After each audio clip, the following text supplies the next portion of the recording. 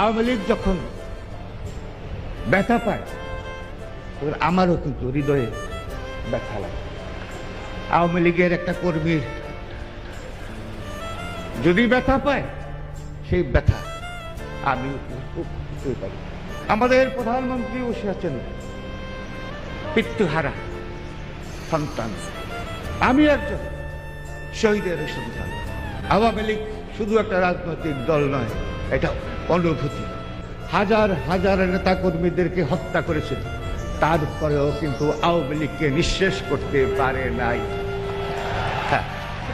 এবং কোনোদিনেই পারবে না, কোনোদিনেই পারবে না। আমাদের রক্ত পরীক্ষিত। আমি আওয়ামী লীগ তো আওয়ামী লীগ, আমি একটা দল কোনোদিনই ভাবি নাই। আওয়ামী লীগকে ভাবছি একটা অনুভূতি, একটা অনুভূতির নাম হলো